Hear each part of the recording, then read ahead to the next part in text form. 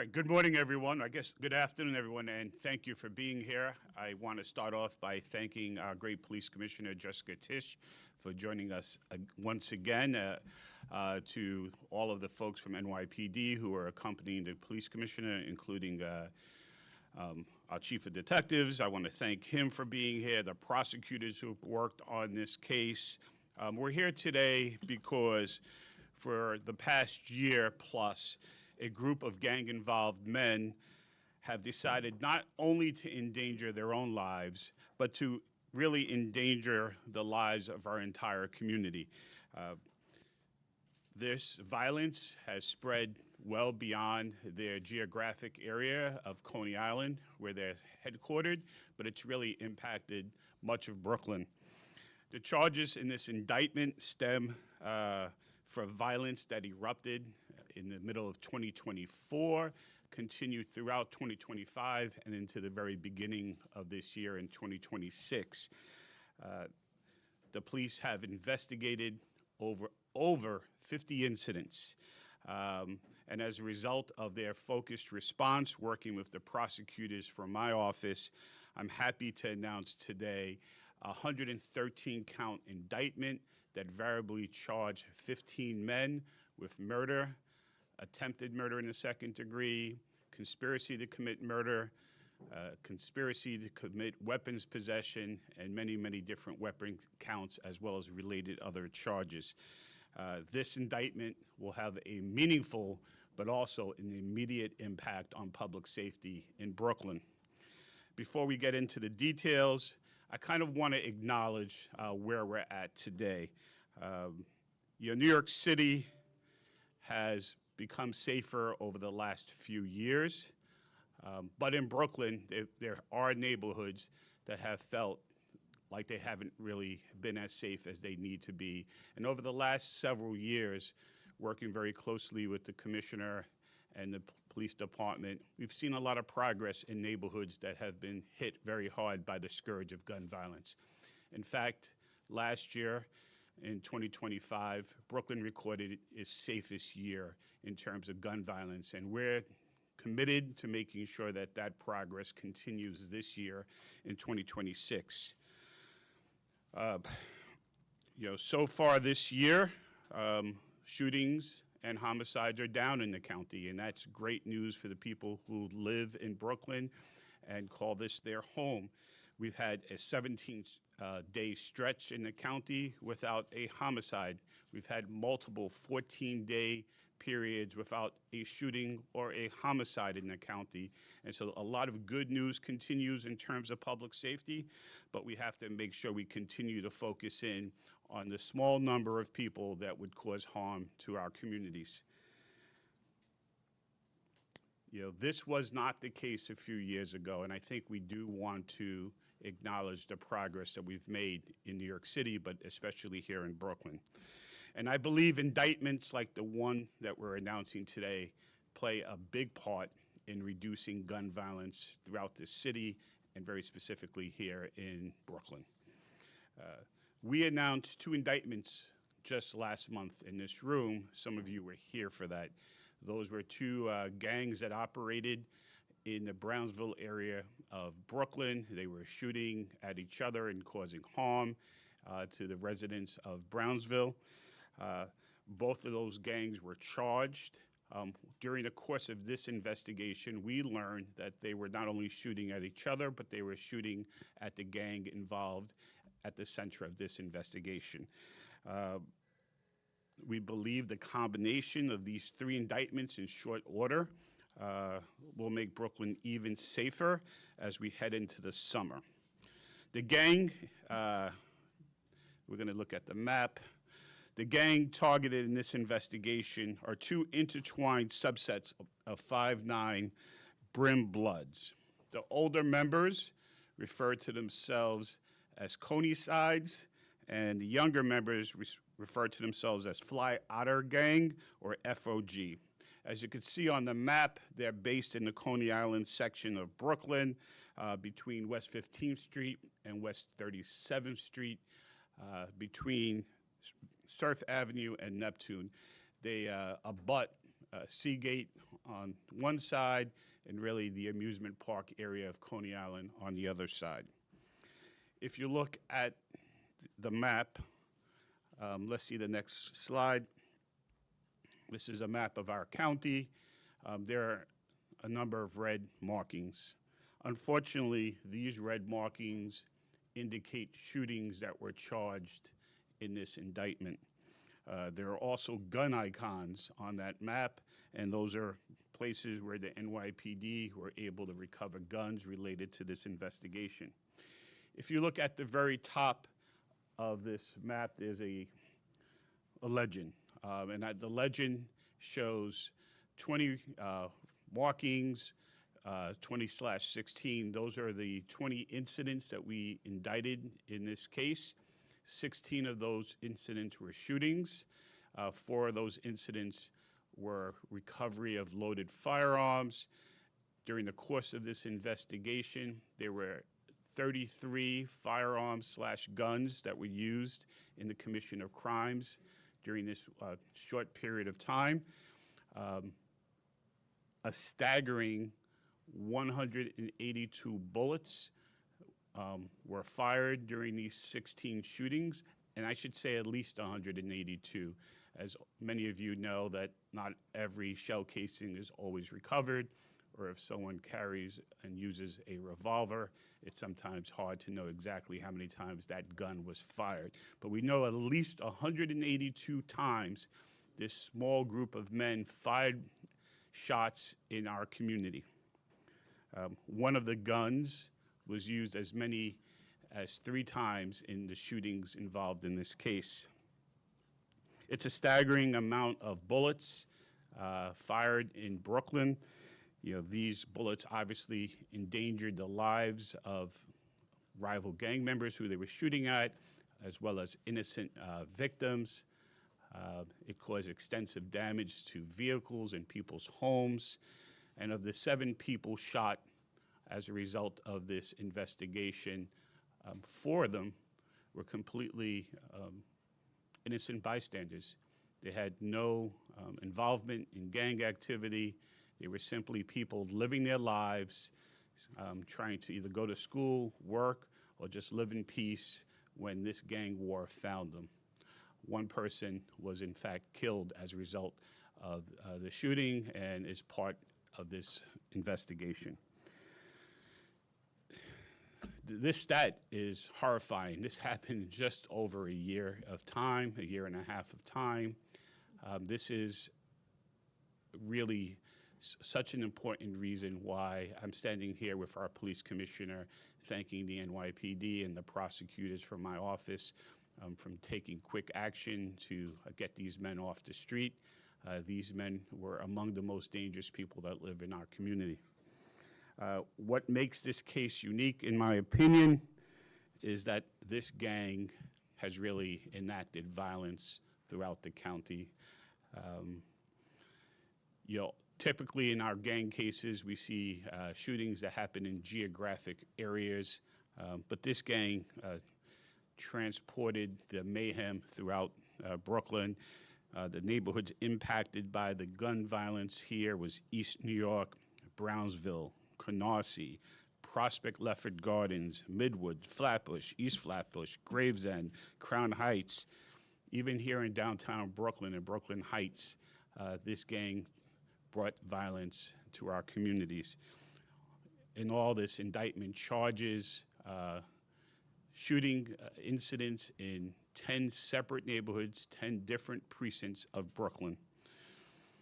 Now, because this gang, the Coney side, FOG, traveled to other communities to target their rivals also came down to Coney Island to fight with them.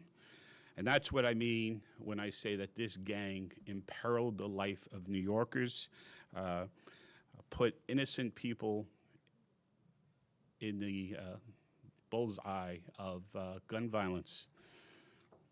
I think this case exemplifies why gang violence is different than other types of violence we have in our county, because it fuels violence that can target people no matter where they're at. It causes random shootings. It tears at the very fabric of our society.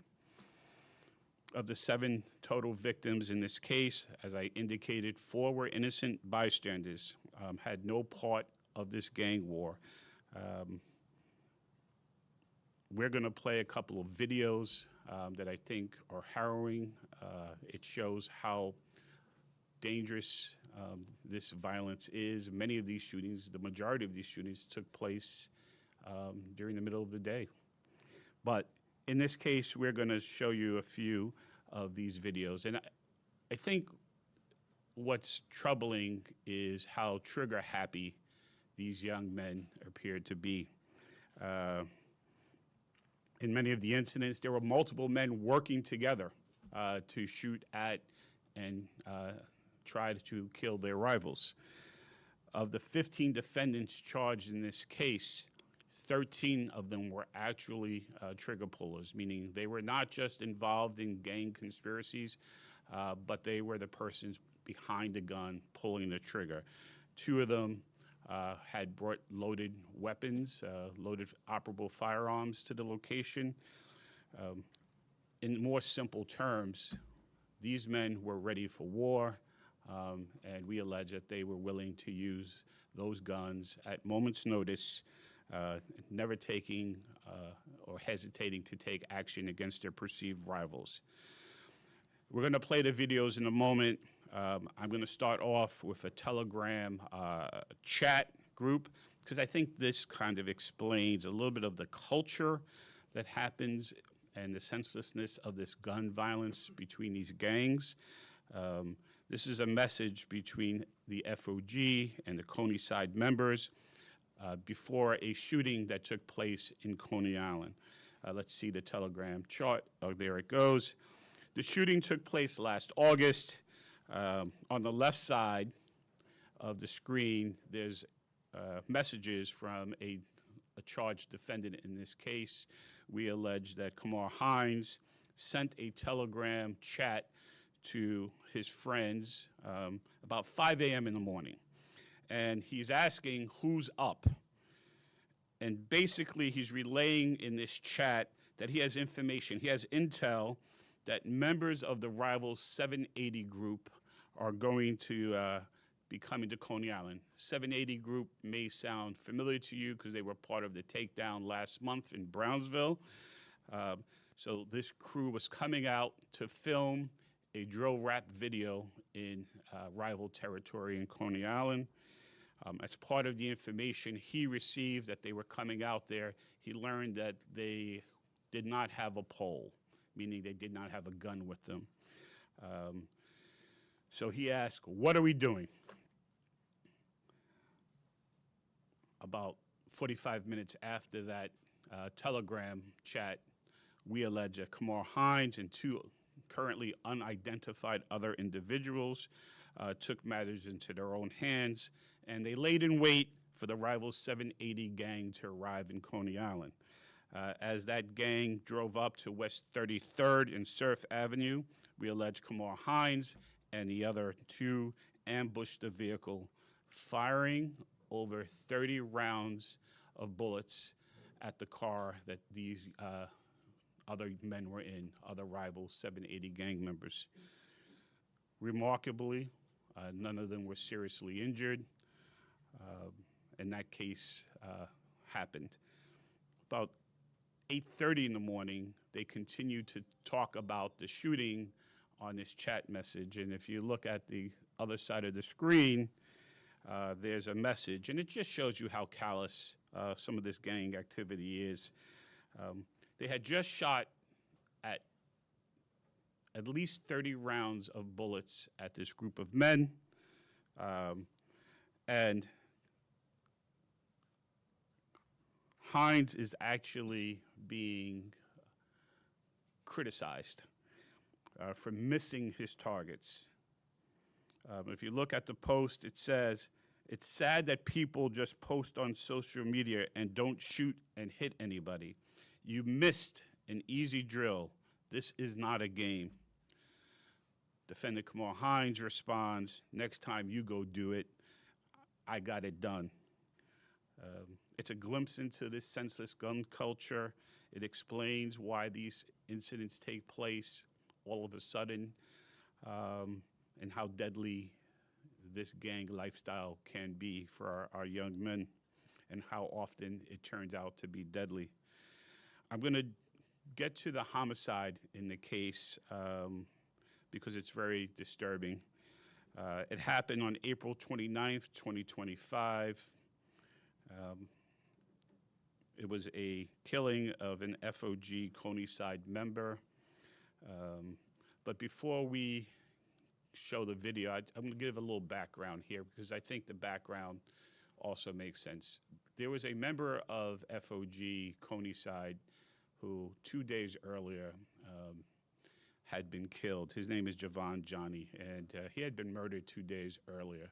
At the time of his murder, it was unclear who killed him. So they were going to have a vigil for him 2 days later on the 29th. And after the vigil, the men at the vigil were mad, and they began discussing who they believed killed their friend.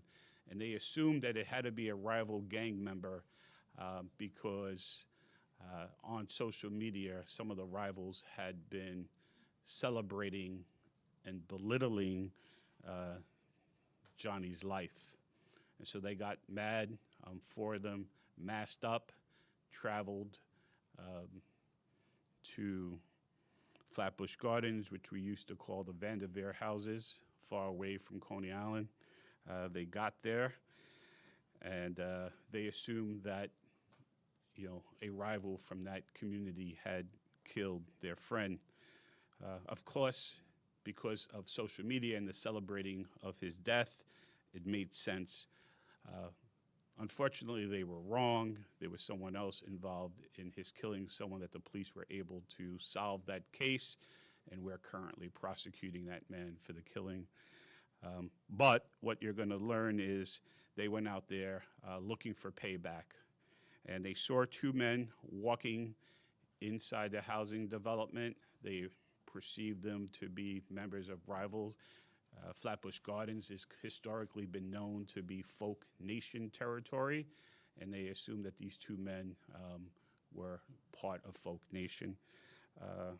The video is chilling.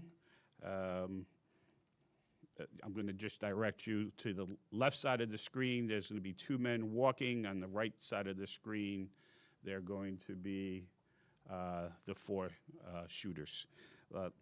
Let's play the video.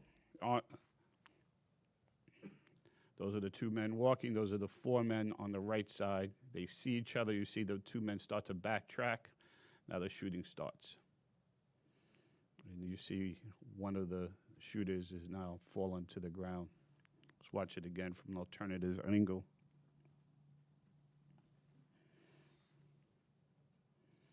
There come the four shooters. They're wearing masks. All four of them have guns.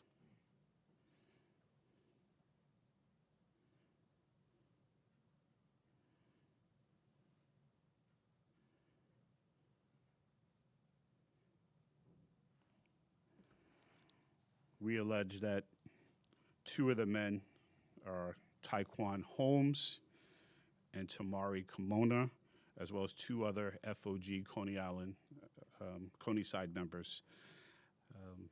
As you could see during the shooting, one of the men who was shooting is in fact shot himself. He's shot by so-called friendly fire. He's shot in the back of his head. His friends see him fall to the ground and continue to run, leaving him to die in that location. We have charged one of the men in that killing. I'll tell you, there's a lot of evidence against him, but some of the evidence is fairly startling, and it starts with a Snapchat conversation that he's having with a co-conspirator of his crew named Christopher Smart. Now, Christopher Smart is also charged in this indictment, but not charged with this incident. In green, that is Holmes. that is what he's saying. And basically, I'm going to get right to it. He's asking one of his colleague friends in his gang, what are people saying about what happened? Now, obviously, he knows that Carmona had been shot and killed, so he's wondering what the streets are saying. And Christopher Smart says to him, the app, we believe that to be the Citizen app, says 2 people were shot, and then Christopher Smart says, referring to Tamari Carmona by his nickname, M40, they kept saying, you shot yourself, and M40 got shot. Christopher Smart then asked Taekwon Holmes, how much you threw last night? In other words, how many shots did you fire? Holmes answers 6, but my gun jammed on the last shot. Smart then sends a newspaper article covering Tamari Carmona's death, so there's no question to what incident they're talking about. There's more back and forth. We're just showing some snippets of this conversation, but at the end, Holmes appears to correct the public reporting, saying, not everybody threw, the news don't be real, showing his firsthand knowledge to what took place there. But if that wasn't enough to seal his fate, he starts to send text messages to his mother.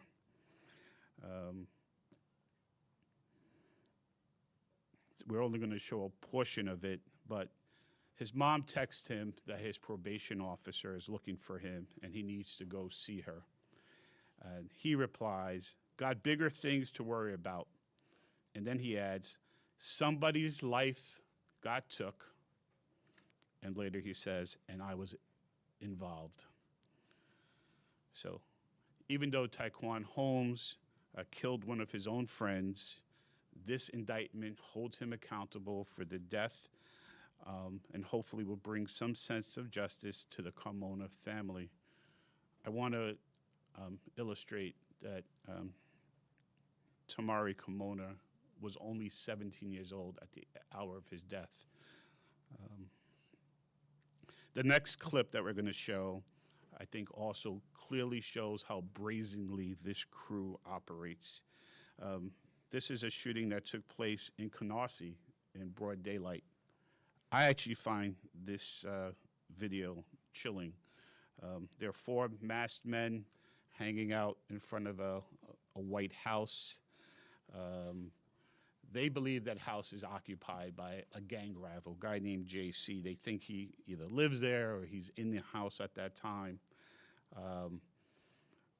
The 4 men, if you watch the entire video, they're on their phone. And what we learned during the investigation is that they're actually participating in another one of these group chats where they sort of get back and forth at each other and they start to antagonize each other. And during the minutes leading up to this shooting that we're going to show you, defendant Christopher Smart is being egged on to boom at this guy named JC, who they believe lives there. And so the video evidence will show that Christopher Smart and a guy named Christian Blackstock and 2 others open fire. All of them are shooting. There are only 3 guns involved in this shooting, but all 4 at some point fire the gun. And you'll see this from 2 different angles. You'll see this from this street angle that we're going to be able to show you, and then that house was equipped with a camera, one of those small Ring cameras, and you can see the perspective from the house. I find this video chilling. There were people living in that house when these men started to fire on this house. Let's watch this terrifying video. They're there in front of the house. They're on their phones. And here comes.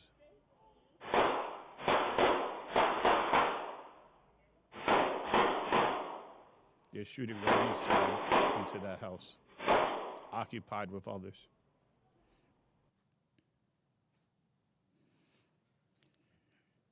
Here's the view from the house.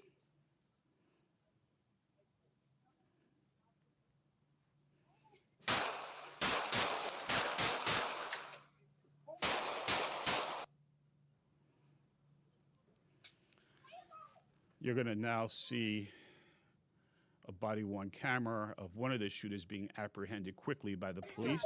He's on the ground. The police already have him. I'm stopping. I'm moving. Look. Check. Don't shoot. There you go. They took the gun from him. That was, we allege, Christian Blackstock getting arrested, and a 9mm gun is recovered. That gun is actually that one right there. This is the gun that the police removed from him on the scene. And this gun is ballistically matched to the shooting in that house. Thank you, Commissioner. And shortly, this is images of the house. You see bullet holes through the windows, through the door, the front door. This is someone's bedroom. There are multiple bullets. Over 20 bullets were fired at this house. Bullet holes in the wall, in the bedroom. And again, I repeat, there were people inside this home.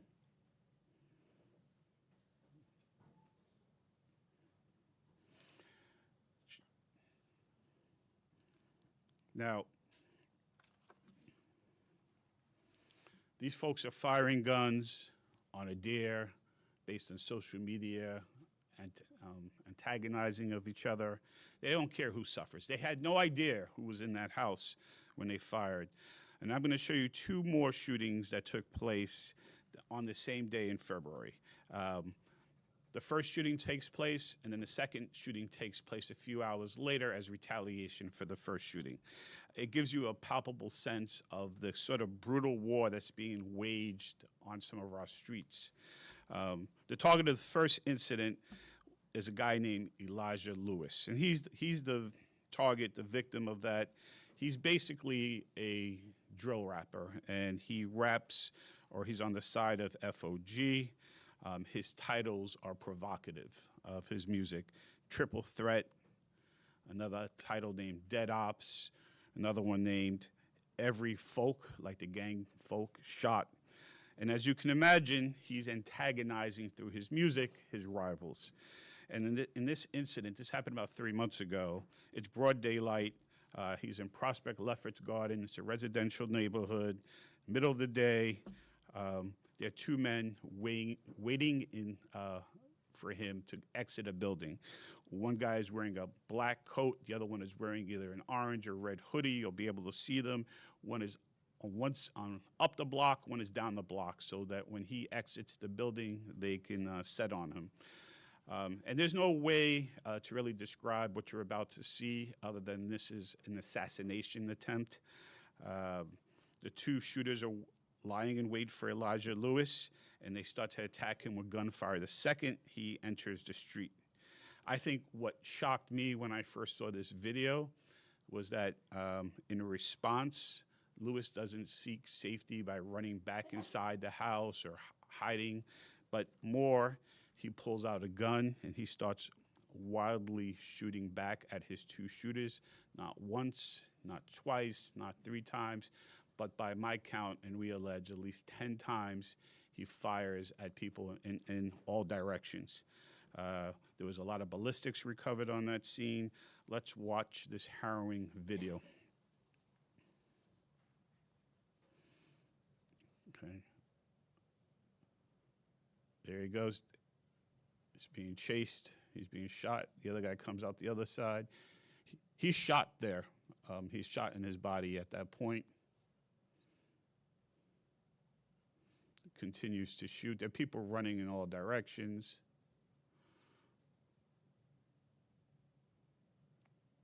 You see, he's continuing to shoot.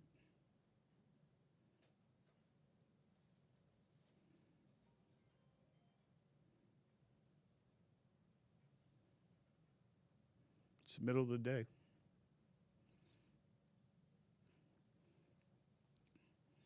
I should also point out that there are people, and there's a double parked car right there. There's someone there. That's him exiting the building.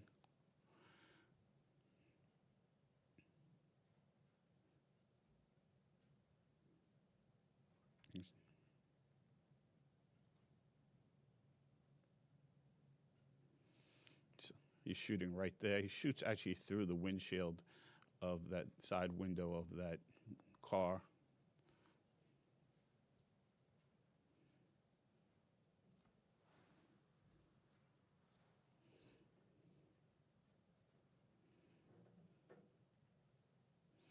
If you notice the gun in his hand, it has a really long magazine. It's an extended magazine, an illegal magazine. That magazine alone holds 28 rounds. Guy starts to leave in the vehicle. There's another guy in the other car. There was someone across the street that ran. There a guy coming out of his vehicle looking for damage on his car. Now he runs back into the building finally. Ultimately, the police were able to recover the weapon that he was using. There's damage to the vehicle when he shot through the car.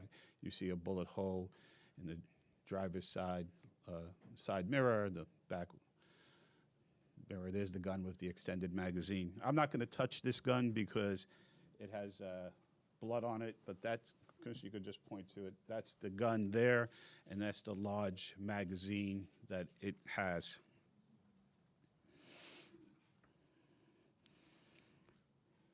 Now, I indicated that the person, Elijah Lewis, who was the intended target there, was in fact struck by gunfire. He survived. He's been charged with possession of that weapon. Again, it's a 28 extended round magazine. It was recovered in the apartment that he fled back into.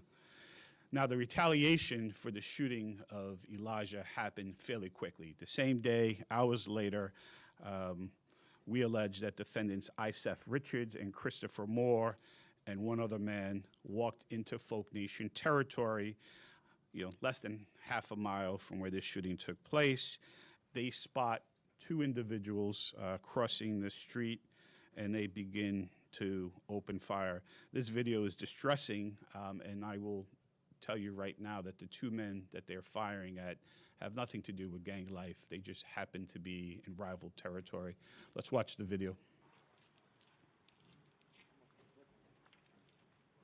Those are the three men. They're looking for payback for their earlier shooting. You see how they spread out? They see the guys crossing the street now.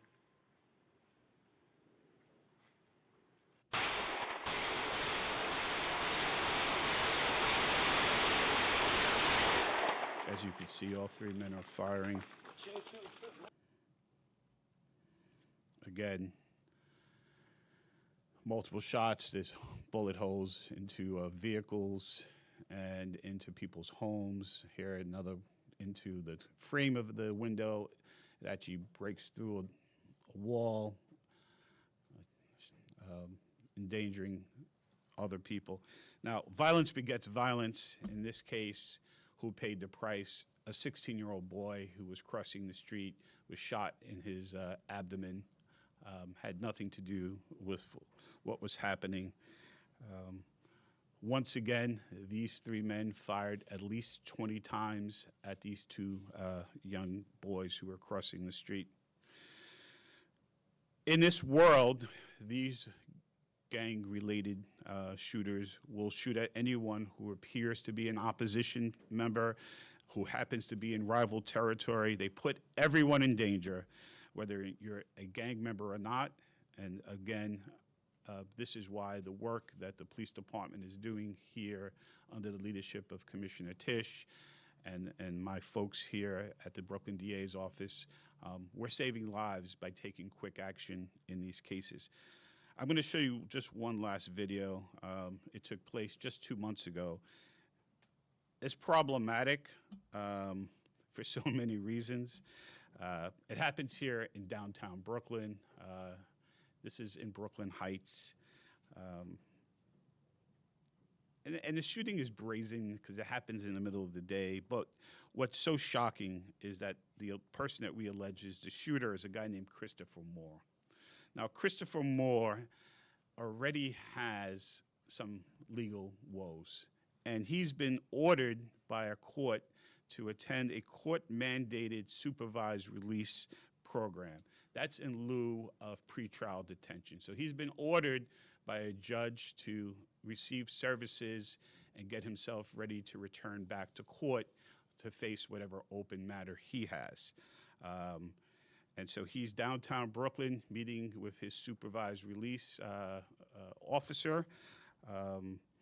As he is finishing his appointment, he comes down the stairwell, and 3 other members of a rival gang start to enter to go into the building for whatever appointment they had. They're going to exchange some words. I think you're going to see from the body language of the other people that are there. They see there's trouble happening. Everyone kind of gets out of the way. And, you know, we allege that Christopher Moore encourages these young men to step outside. Let's watch the video. It's unnerving. That's Christopher Moore coming out. He sees the guys. Immediately, you see where he puts his hands, kind of suggests to go outside.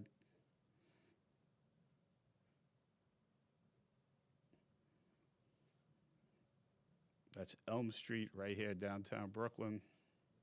The 3 men walk outside. And immediately, he has the gun in his hand, right there. It's in his right hand. And now he shoots a few times. He misses, fortunately, the men he was aiming at. But if you look at the video again, as they start to run, if you look across the street, you can see a window shattering. That's across on Livingston. One of the windows shatters. You'll see the glass just shatter when he shoots. It's a miracle he missed. There you go. The glass shatters from the bullet. And there were casings recovered from the scene. And I find that video really unnerving because he's in a building where he is a known person. He's there meeting with his supervised release officer, bringing a loaded firearm to his supervised release meeting. And then upon seeing his rivals who were no threat to him, they started to run away. As soon as he approached, he continued to shoot. That is the danger of this gun violence. And I am so grateful to the commissioner and her team for helping get these men off the streets today. These are young men who work in tandem. They do multiple shootings. They fire a lot of bullets every time they're engaged in this, and they have no regard for who's out there, where those bullets might strike. All of these defendants were arraigned last week, and I'm happy to say all but one are being detained, facing trials. I am confident, we've been doing this for a while, that this case will have a measurable impact on public safety and an immediate impact. We're getting closer to the summer months. The summer is where many of our shootings take place. In fact, half of the shootings in the county typically happen between June and the beginning of September. Coney Island is an important part of Brooklyn, of our economy, of our tourism. To make sure that these young men are not out there terrorizing visitors to Coney Island is an important thing for us. I want to thank the police department again. I also want to thank the members of my Violent Criminal Enterprise Bureau who worked very hard to bring these cases together. They looked at over 50 incidents. They were able to work with the police department to bring 20 of these incidents to this indictment. In particular, I want to recognize Senior ADA Dan Stern and Senior ADAs Matt Bennett and Katrina Gomez and Jonathan Gross. Of course, my Deputy Bureau Chiefs Karen Varielli and Jillian DiPietro and Chief Al DeAngelis for their hard work. You see a lot of them on these cases. They work nonstop, working with the police department to get these people off our community. I do believe that this case will make us safer. We're going to hear from our police commissioner, and we'll take any on-topic questions after. Thank you. Thank you, D.A. Gonzalez, and good afternoon, everyone. Today, we are announcing a 113-count indictment charging 15 gang members of the Fly Uter gang for a murder conspiracy that terrorized Brooklyn neighborhoods with gun violence. Behind much of this violence was an escalating cycle of gang retaliation, amplified through social media and drill music against Folk Nation and the 780 gang members. Thanks to a successful operation last Wednesday, all 15 defendants are now in custody. This indictment includes 16 acts of gun violence, including 1 homicide and 4 separate incidents where gang members were found armed with deadly weapons. 13 of the defendants are accused of pulling the trigger in these cases. Across these shooting scenes, investigators recovered more than 180 shell casings. In one incident alone, more than 30 rounds were fired into a Brooklyn neighborhood, and behind every one of these numbers is a real victim and a real community forced to live with the consequences of this violence. Like last November, a 16-year-old boy was walking to Starbucks after a football game when he was struck by gunfire intended for someone else. He was paralyzed for life. Then in January of this year, 4 gang members opened fire outside a busy Brooklyn courthouse in broad daylight, just 1 block away from the very place where they will now face justice. That is the level of recklessness that we are talking about. This investigation was built over months by the NYPD's Gun Violence Suppression Unit, alongside the Brooklyn District Attorney's Office. Detectives connected shootings across precinct lines, analyzed digital evidence, executed search warrants, and helped close numerous open shooting investigations tied to these crews. And yes, we certainly did use the criminal group database as part of this investigation. Nearly every defendant charged in this case is in that database. Cases like this reflect the NYPD's 3-pronged strategy to drive